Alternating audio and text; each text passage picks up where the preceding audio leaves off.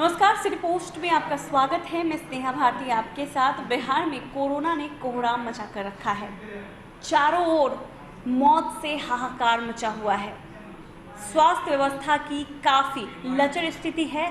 आपको बता दें कि नीतीश कुमार लगातार बैठक कर रहे थे और कल की बैठक में उन्होंने बड़ा निर्णय लिया। जी हाँ, कल क्राइसिस मैनेजमेंट की बैठक बुलाई गई थी और उस बैठक में बड़ा निर्णय लिया गया। आपको बता दें कि बिहार में नाइट कर्फ्यू ही है, लेकिन इस नाइट कर्फ्यू को और भी ज़्यादा सख्त कर दिया गया है। आपको बता दें कि शाम 6 बजे से सुबह 6 बजे तक कर्फ्यू का ऐलान कर दिया गया है बिहार में, यानी कि शाम 6 बजे से सुबह 6 बजे तक कर्फ्यू लगाया जाएगा। काफ़ी कड़ा निर्देश दिया गया है। दुकानें जो हैं वो केवल 4 बजे तक ही खुली रहेंगी, यानी कि 4 बजे के बाद आपको सारे मार्केट्स बंद नज़र आएंगे, क्योंकि सरकार ने ये निर्देश दिया है। कल की बैठक के बाद ये बड़ा निर्देश दिया गया है सरकार की तरफ से। शाम 6 बजे से सुबह 6 बजे तक कर्फ्यू का ऐलान कर दिया गया है। लेकिन सरकार के इस फैसले से जाप के नेता खुश नज़र नहीं आ रहे हैं। जी हाँ, हम संजय सिंह की बात कर रहे हैं। जन अधिकार पार्टी के सचिव सह प्रवक्ता हैं संजय सिंह। उन्होंने अपनी राय रखी है और सरकार पर जमकर बरसे हैं। क्या कुछ कह रहे संजय सिंह, सुनिए।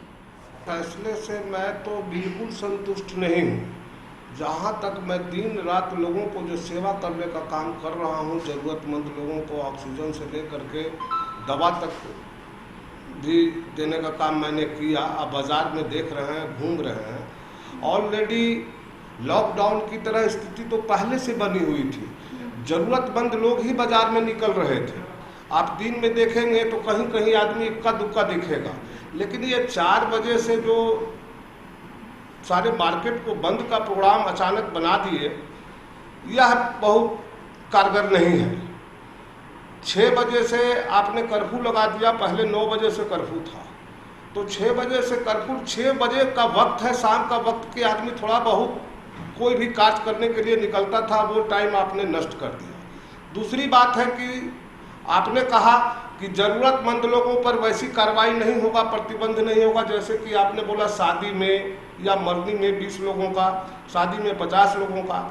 कोई लोग को जरूरी है अपने परिवार में शादी में जा रहे हैं, प्रशासन उनको भी रोक दे रहा है, बंद कर दे रहा है। तो ये नीति जो है ये गलत है। ये साफ घोर अन्याय हो रहा है। सरकार जो है यह जनसंख्या खत्म करने के ख्याल से अपनी नाकामी को छिपाने के लिए 4 बजे से लोगों को बोल दिए घर में बंद हो जाओ।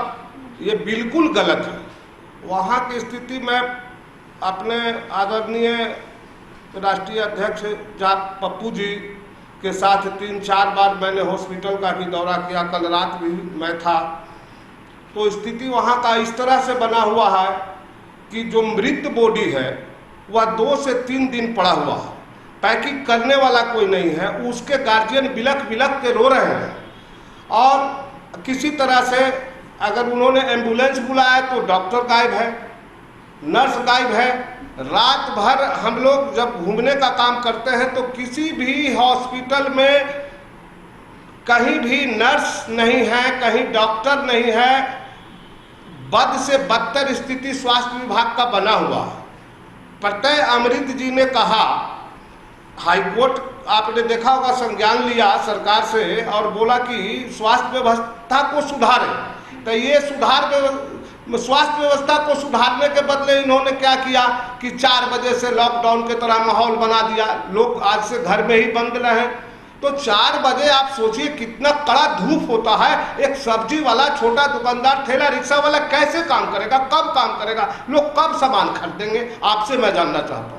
यह घोर अन्याय किया इन्होंने अपनी नाकामी को छिपाने के लिए। मुझे ऐसा लग रहा है कि आपने सुना होगा सोशल मीडिया के द्वारा कि चाइना में पिछले जो आज 14-15 महीना हो गया प्रवेश किए हुए, इन्होंने ठोस कदम नहीं उठाया। दिन भर दिन रात ये अपने कुर्सी के लिए राजनीति में व्यस्त रहे। शायद 14 महीना से इन्होंने ठोस कदम उठाया होता तो देश की यह जर्जर स्थिति नहीं होती। फंड इस पर खर्च करते, लेकिन इन्होंने किया नहीं। चुनाव से इन्हें फुर्सत मिला नहीं। चाइना की बात मैं बता रहा था कि चाइना में आपने देखा कि कोरोना जब तेजी से रूप अख्तियार किया अपना, तो वहां लोगों को जो कोरोना संक्रमित था, तो जिंदा व्यक्ति था, उसको भी मृत घोषित करके या कहीं फेंक दिया गया। वही हाल बिहार की हो रही है। यहाँ लाश गिनने वाला कोई नहीं है। आप लॉकडाउन जो देखते हैं, ये बोलते हैं कि 25 मरा, 30 मरा घाट में, एक्चुअल यहाँ सैकड़ों से ऊपर मर रहे हैं। लाश को छुपाया जा रहा है, आंकड़ा को छुपाया जा रहा है। स्थिति बद से बदतर है। दवाई का वही हाल है। मेडिसिवर पहले तो इन्होंने बोला, WHO इस पर प्रतिबंध लगा दिया कि अच्छा नहीं है। फिर PMCH के सुपरिटेंडेंट ने कहा कि यह कारगर नहीं है, और उसके बाद प्लेन से यह 14,000 मेडिसिवर दवा मंगाए, और उसमें से समझिए कि 20, 25, 50 करके कहीं जिला वाइज दिया, वो भी किसी को मिला नहीं, गरीब गुरबा को कहीं अस्पताल में नहीं मिला है। सच्चाई स्थिति है।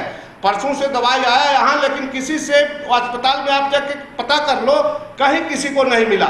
6 वो जो एजेंसी को इन्होंने डिप्यूट किया है दवा के लिए, वो ब्लैक मार्केटिंग अपना चालू किए हुए है। तो ब्लैक मार्केटिंग का शायद कुछ न कुछ हिस्सा सरकार को प्राप्त हो रहा है, उससे लाभान्वित है, जानबूझ करके वह ब्लैक करवा रहा है। तो इसके लिए मैं तो यही आग्रह करूंगा कि हाईकोर्ट भी इसके लिए संज्ञान ले, क्योंकि जनता का ये सुनने वाला नहीं है। ये तानाशाही राज चला रहे हैं, ऐसा नहीं होना चाहिए। जो इनको हॉस्पिटल में कमी है उसकी व्यवस्था करना चाहिए, बेड की व्यवस्था करना चाहिए, ऑक्सीजन की व्यवस्था करना चाहिए। मैंने सुना 30 से 40 जहां बेड पर ऑक्सीजन लगा हुआ है, ऑक्सीजन के कमी के चलते वहां से हॉस्पिटल के प्रबंधक पेशेंट को निकाल रहे हैं। बताइए स्थिति क्या बना हुआ है, भयानक। तो ये बहुत शर्मनाक बात है। इस पर हाईकोर्ट को भी पहल करना चाहिए, मेरी यही विनती है।